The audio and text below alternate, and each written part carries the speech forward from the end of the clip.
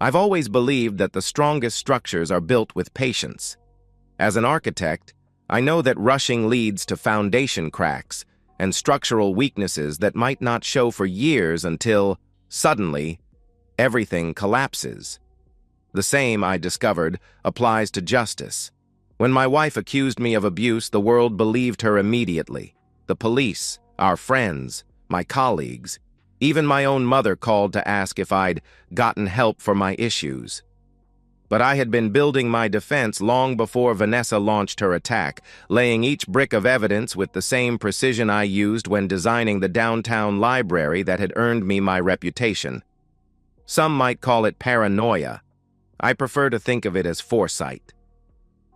"They're giving me the Henderson Project," I told Vanessa one night, smiling as I poured her another glass of Cabernet. It was our 10th anniversary, and I'd reserved a corner table at Luciano's, her favorite restaurant. Her face lit up beneath the soft amber lights. "That's the high-rise on Cedar Avenue?" "Eric, that's amazing." "Lead architect, full creative control." I raised my glass. "To new beginnings." She clinked her glass against mine, her diamond wedding ring catching the light. I remember thinking how beautiful she looked that night. Chestnut hair falling in waves past her shoulders, the black dress I'd bought her for Christmas hugging her curves. "You deserve it," she said, reaching across to squeeze my hand. "No one works harder than you." I believed her then. Believed in us. The perfect power couple. The rising architect and his sophisticated event planner wife hosting dinner parties that the neighborhood talked about for weeks. Our colonial-style house in Oakwood Heights was featured in a local magazine. We vacationed in St. Barthélemy and posted the obligatory sunset photos. That night, we made love like we meant it. Or at least I did. It's strange how clearly you can see the cracks in retrospect. The way her phone would flip face down whenever I entered a room. The unexplained charges at hotels I never visited. The late nights coordinating events that somehow left no digital trail in her work calendar. I'd been designing buildings long enough to recognize when something wasn't structurally sound. The first concrete evidence came 6 months before everything fell apart.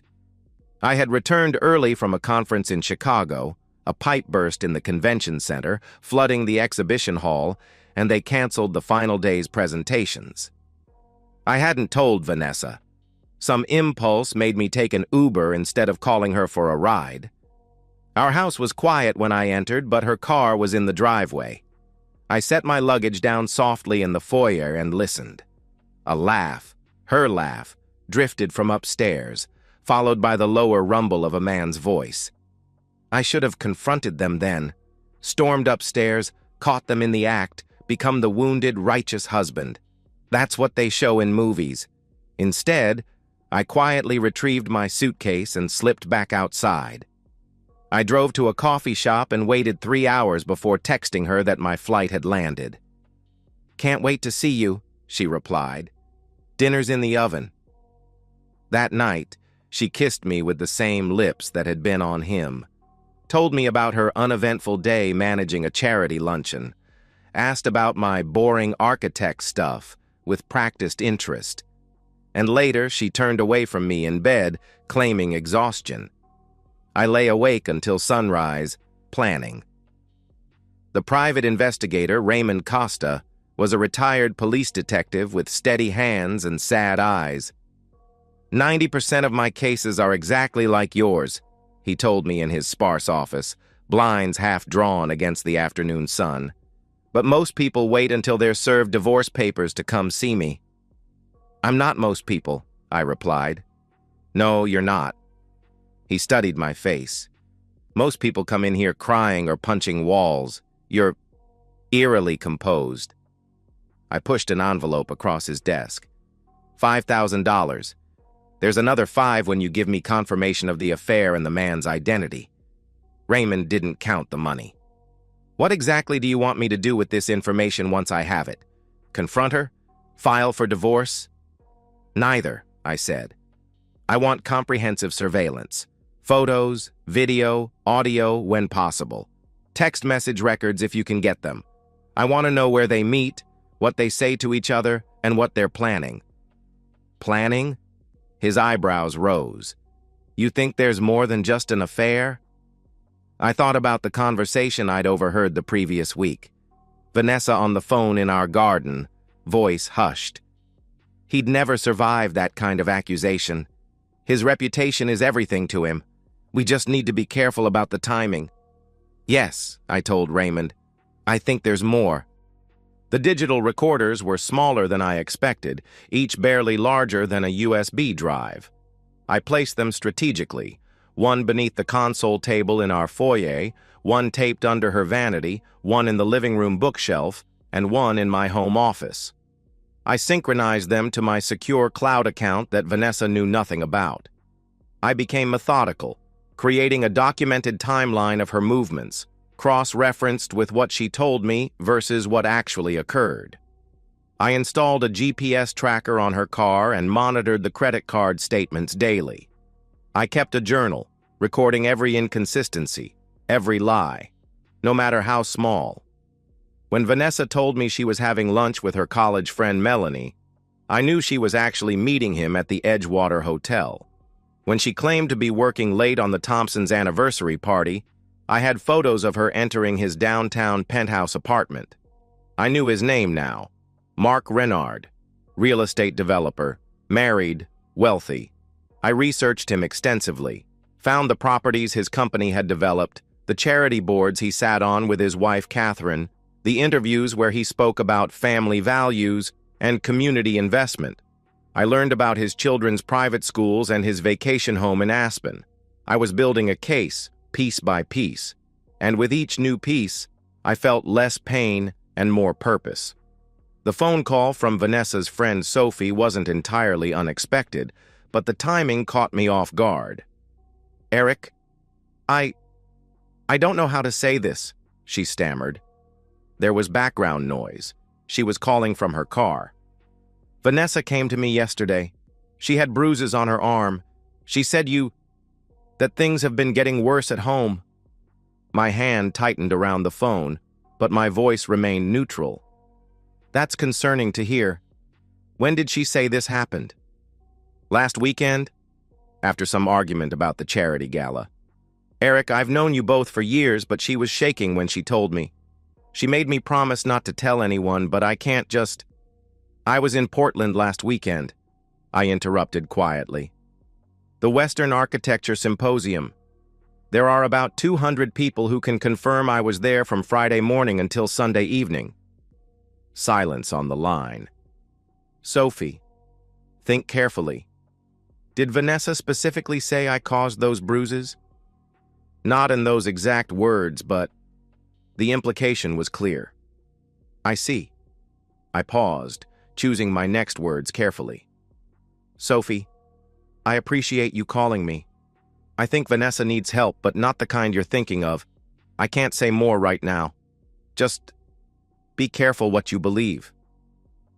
After we hung up, I reviewed the timeline in my journal. While I was in Portland, Vanessa had spent both nights at Mark's penthouse. Raymond had photographed them entering together, champagne in hand. Whatever bruises she had, they weren't from me. The accusations had begun, sooner than I expected, but not before I was ready. 2 days later, I returned home to find a police cruiser in my driveway. 2 officers, a man and a woman, stood on my porch with grim expressions. Mr. Lawson? The female officer asked. I'm Officer Chen. This is Officer Baxter. We'd like to speak with you about a domestic disturbance report. I nodded calmly. Of course. Would you like to come inside? Actually, sir, we need to inform you that your wife has filed for an emergency restraining order against you. She's made some serious allegations of physical and emotional abuse. My heart raced, but I kept my face composed. I understand. May I see the order? Officer Baxter handed me the paperwork. I scanned it quickly, my architect's eye catching every detail. Vanessa claimed a pattern of escalating abuse over the past year, controlling behavior, monitoring her movements, explosive anger, and finally, physical violence. Specifically, an incident where I supposedly threw her against a wall and choked her last Tuesday night. Last Tuesday, when I was at a client dinner with 6 witnesses, including my firm's senior partner. "I understand this is difficult," Officer Chen said, misreading my silence for shock. "You'll need to collect some essential items and then leave the premises.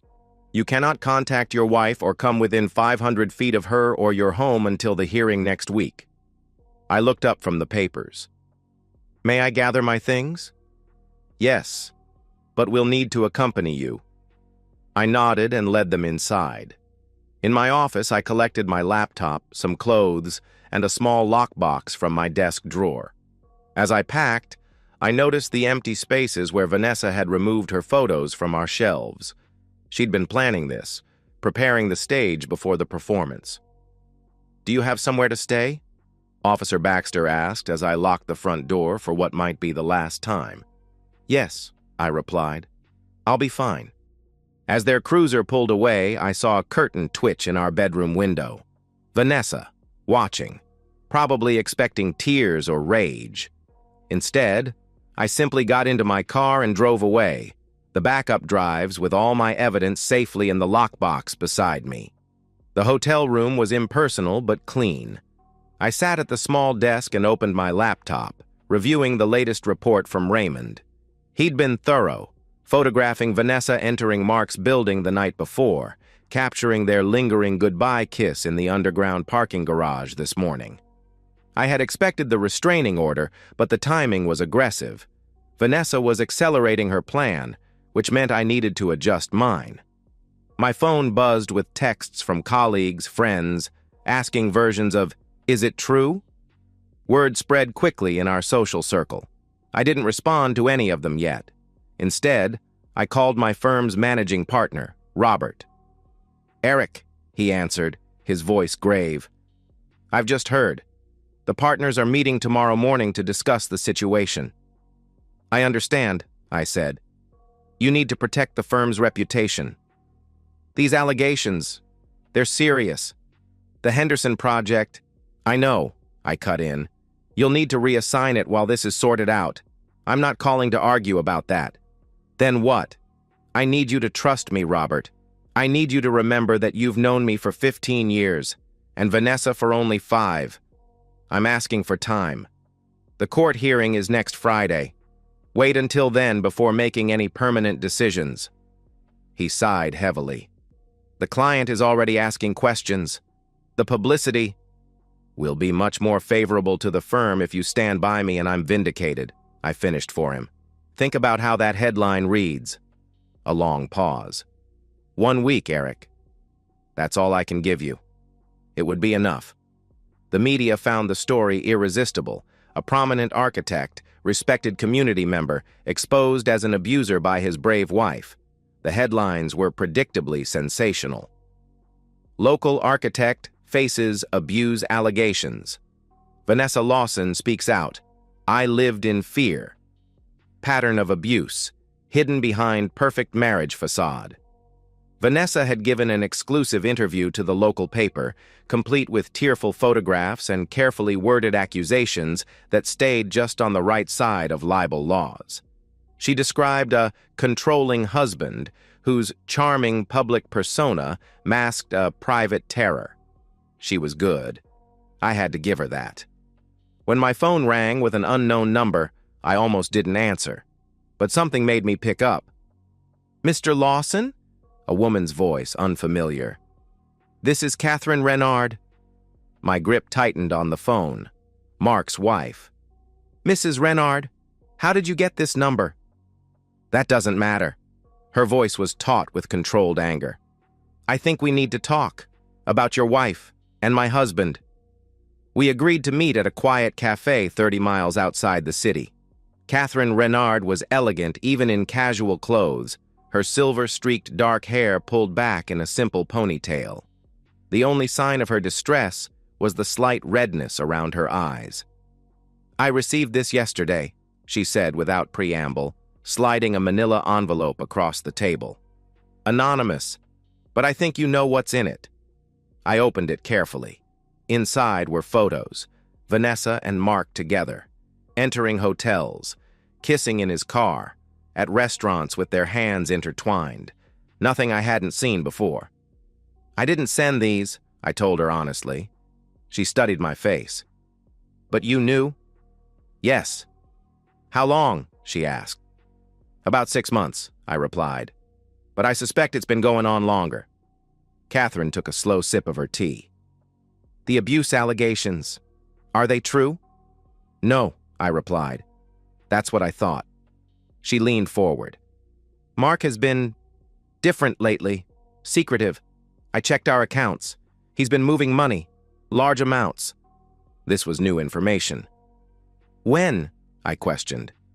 "Starting 3 months ago, always just under the reporting threshold. I think they're planning to leave together once your reputation is destroyed and they've taken what they can from both of us." My mind raced, adjusting the blueprint of my strategy. "What do you want, Mrs. Renard?" Her eyes hardened. "The same thing you do, Mr. Lawson, justice." The week before the court hearing passed in a blur of preparation. Working with my attorney, James Harrington, we compiled the evidence into an undeniable narrative. The GPS records showing Vanessa's whereabouts contradicting her statements. The photographs documenting the affair. The audio recordings, most damning of all, where she discussed her false accusations with Mark. "Once the restraining order is permanent, we start the divorce process," her voice said clearly on one recording from our kitchen, 3 weeks before her accusations went public. "His firm has a morality clause. He'll lose the Henderson project, maybe his job. Then I get the house, alimony, half his retirement." Mark's voice, smug. "And we get rid of that self-righteous bastard without losing anything ourselves." Vanessa, laughing. "He still thinks I love him. It's almost too easy." James whistled low when he heard it. "This is comprehensive. You've been planning for this possibility for some time." "I've been documenting inconsistencies," I corrected. "The plan only formed when I understood her intentions." "Well, whatever you call it, it's going to blow her case out of the water." He shuffled through the papers. "The timing of her alleged abuse incidents, you have alibis for every single one. Multiple witnesses, hotel receipts, conference registrations. She didn't do her homework." "Vanessa always underestimated me," I said quietly. "She thought I was too trusting, too invested in appearances to fight back effectively." "We could go on the offensive immediately," James suggested. "File a counterclaim, release some of this to the press." "No," I was firm. "We wait. Let her finish building her narrative. The higher she climbs, the harder she'll fall." James gave me a curious look. "This is your reputation we're talking about. Your career. Every day these allegations stand, the damage is temporary," I finished. "Trust me on this, James. Timing is everything." The courtroom was packed for the restraining order hearing. Vanessa sat with her attorney, a sharp-featured woman in an expensive suit. She had dressed carefully for the role of victim, minimal makeup, conservative navy dress, hair pulled back simply. She kept her eyes downcast, occasionally dabbing at them with a tissue. I sat straight-backed beside James, my face neutral. I could feel the judgment from the spectators, the reporters scribbling notes. In their eyes, I was already guilty. Vanessa's attorney presented her case first, painting a vivid picture of escalating control and abuse. Vanessa took the stand, voice trembling as she described incidents that had never happened. Tears fell at precisely the right moments. She was a convincing performer. "And on the night of April 17th, her attorney prompted, can you tell the court what happened?" Vanessa's shoulders hunched slightly. "We'd been arguing about me going to a charity event without him. When I turned to walk away, he grabbed me by the throat and pushed me against the wall. He said if I ever embarrassed him again, he'd make me sorry." "Objection, Your Honor," James said calmly. "May we approach?" At the bench, James handed the judge a file. Your Honor, we have definitive proof that Mr. Lawson was not even in the city on the date in question. He was attending an architecture conference in Portland, with multiple witnesses and documentation. The judge frowned, reviewing the evidence. My conference registration, hotel receipt, photographs of me at the event, and statements from colleagues. Ms. Lawson, the judge called. This evidence directly contradicts your testimony about the events of April 17th. How do you explain this? Vanessa faltered, looking to her attorney. I might have confused the dates. The incident happened, but perhaps it was earlier that week. James produced another file. We have Mr. Lawson's whereabouts documented for each day that week as well, Your Honor. Client meetings, work functions, all with multiple witnesses. The judge's expression darkened. Ms. Lawson, are you certain about your allegations? Yes. He's manipulating the evidence, Vanessa insisted, her composure cracking. He's always been controlling, tracking my movements. That's an interesting choice of words, James interrupted smoothly. Your Honor, we'd like to present Exhibit C. The bailiff distributed copies of Raymond's report documenting Vanessa's actual whereabouts during the times she claimed to be abused. The hotel meetings with Mark Renard, the dinner dates while I was working late, the overnight stays at his penthouse. Vanessa's face went white. And finally, Your Honor, James said, we have audio evidence that Ms. Lawson fabricated these allegations as part of a planned attempt to defame Mr. Lawson and gain financial advantage in a divorce proceeding. The courtroom fell silent as Vanessa's own voice filled the room, describing her plan to accuse me falsely, laughing about how easily I would be destroyed. When Mark's voice joined hers, discussing how they would spend my money once the divorce was finalized, a murmur ran through the spectators. Your Honor, Vanessa's attorney began, the legality of these recordings were made in my client's own home with no reasonable expectation of privacy, James countered, and they clearly demonstrate a conspiracy to commit fraud upon this court. The judge's face was thunderous. We'll take a 15-minute recess. Ms. Lawson, I strongly suggest you confer with your counsel. As we waited in the hallway, James leaned close. The judge is going to dismiss her petition. He might even refer this to the district attorney for criminal charges, filing false reports, perjury. I nodded, watching Vanessa huddled with her attorney across the corridor, her perfect plan crumbling around her. There's more coming, I told James quietly. Catherine Renard filed for divorce yesterday, and she's frozen all their joint assets. James raised an eyebrow. You've been busy? I've been thorough, I corrected. When court resumed, Vanessa's attorney immediately moved to withdraw the petition for the restraining order. The judge granted it, then addressed Vanessa directly. Ms. Lawson, I am deeply disturbed by the evidence presented today. This court takes allegations of domestic abuse extremely seriously, as it should. But false accusations damage not only the accused, but also genuine victims whose voices deserve to be heard.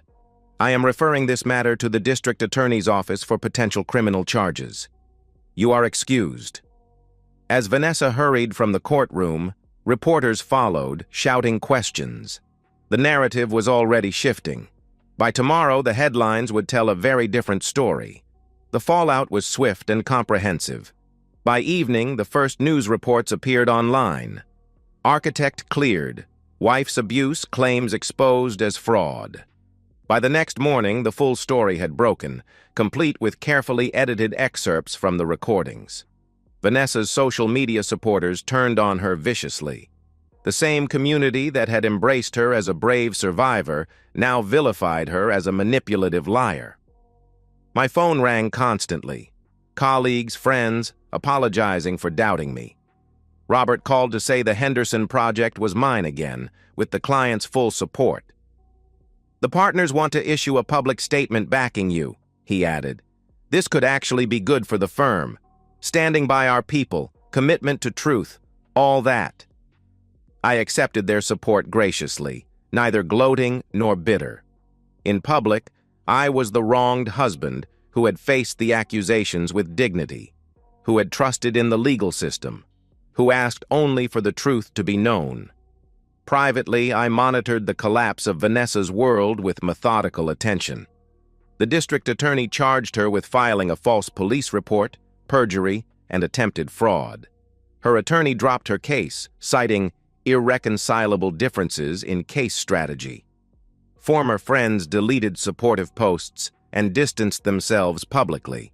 The charity boards she sat on quietly removed her name from their websites. Mark Renard fared no better. Catherine's divorce filing included evidence of his infidelity and financial misconduct. His business partners, concerned about the scandal, voted to buy out his share of their development company at a significantly reduced valuation. The local business journal ran a feature on his downfall, complete with quotes from former associates who had always had concerns about his ethics. 3 days after the hearing, Raymond called to tell me that Vanessa had moved out of our house, taking only clothing and personal items. She was staying at a mid-range airport hotel, alone.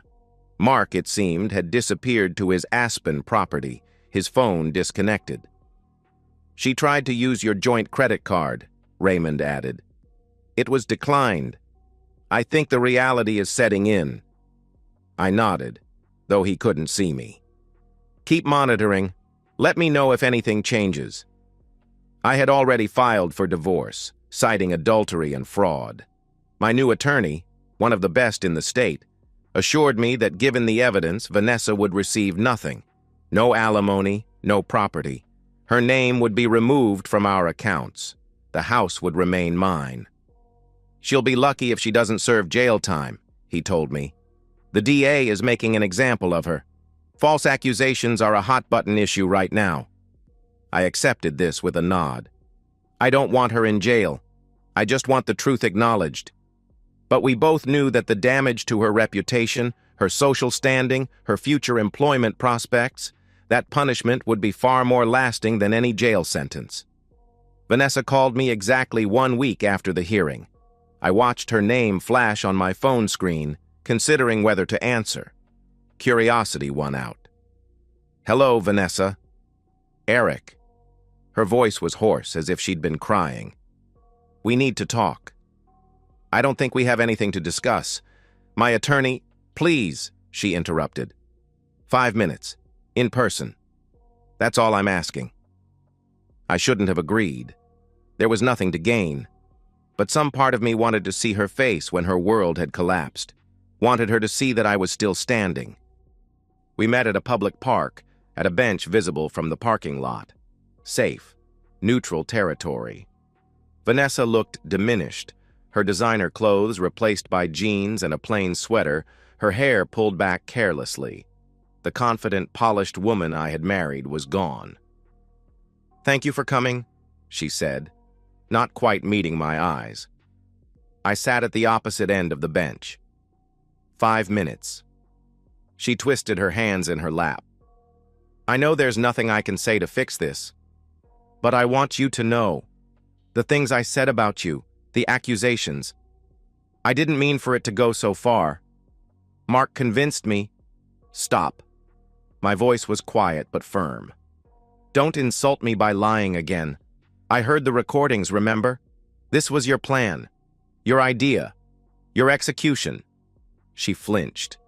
You were always recording, always watching. How long? How long were you gathering evidence against me? From the first time I suspected you were unfaithful. About 6 months. 6 months. She shook her head. All that time I thought I was the one in control, that you were oblivious. You underestimated me. You always did.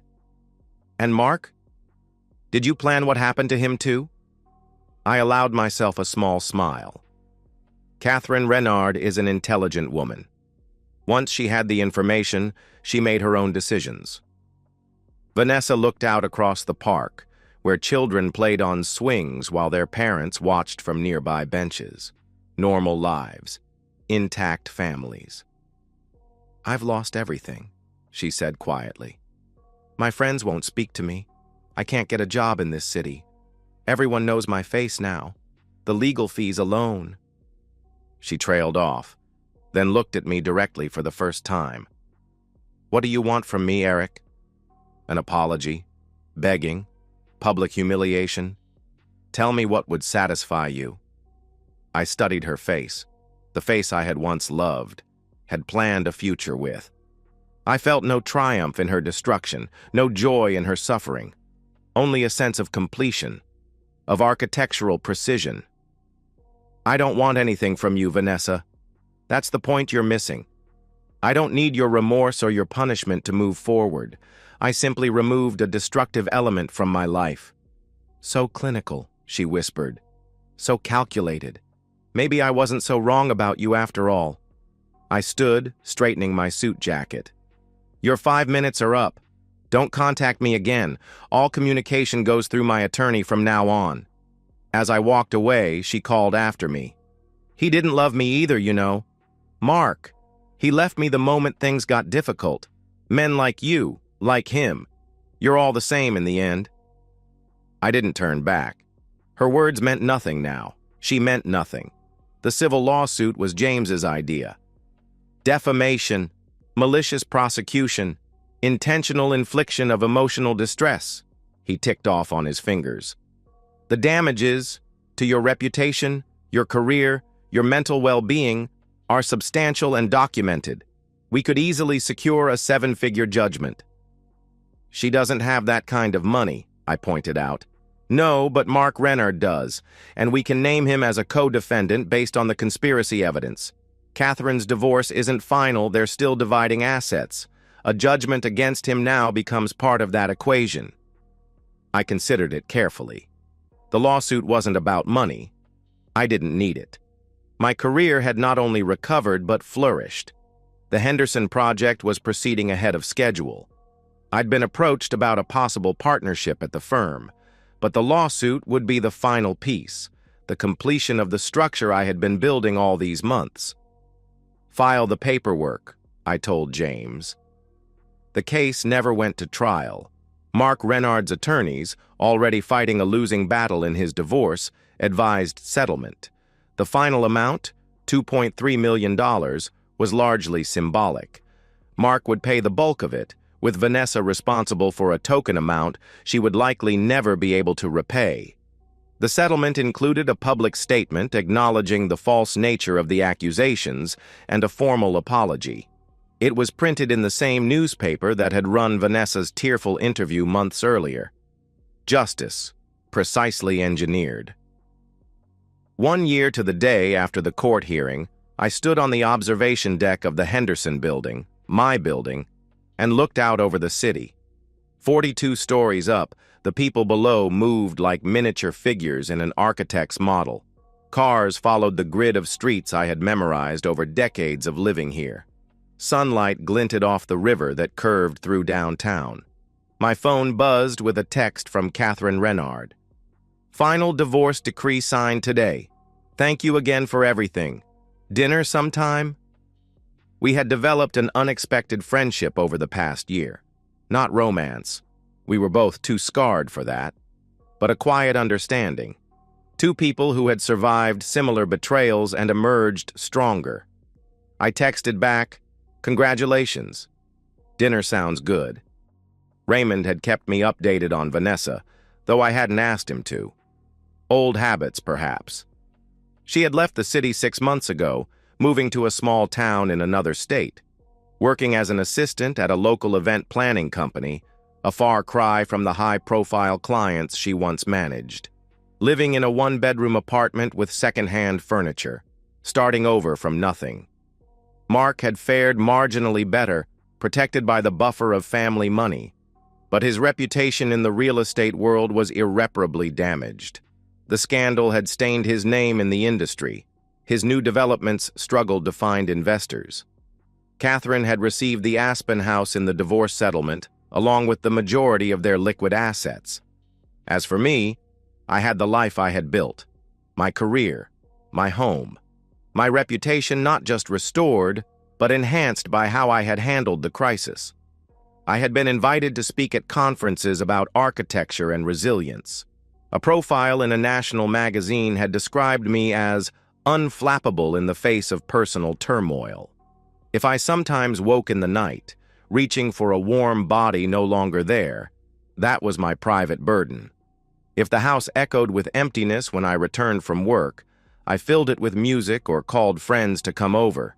If trust came harder now, with colleagues, with the women I occasionally dated, that was a reasonable adaptation to experience. I had won, completely and irrevocably. Yet standing at the edge of my greatest professional achievement, looking out over the city I had helped shape, I found myself thinking of Vanessa's words in the park.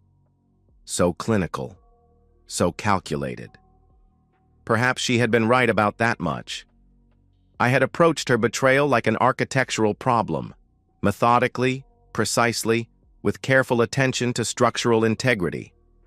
I had built my defense and her destruction with the same painstaking care I used when designing a skyscraper. But buildings, once complete, serve a purpose. They shelter, they inspire, they endure. My revenge, perfect as it was, had served its purpose. Now it was time to build something new. I took one last look at the city spread below me, then turned away from the view.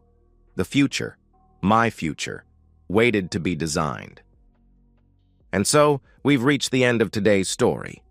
Was it what you expected, or did it take a twist you didn't see coming? I'm curious to hear your thoughts. Share them in the comments below, and let's get a conversation going. If this story kept you hooked, make sure to hit that like button. And if you're new here or just haven't subscribed yet, now's the perfect time to join our community. I bring you fresh, captivating stories every day, so click that subscribe button and turn on notifications so you never miss out. Thanks for watching, and I'll see you in the next one.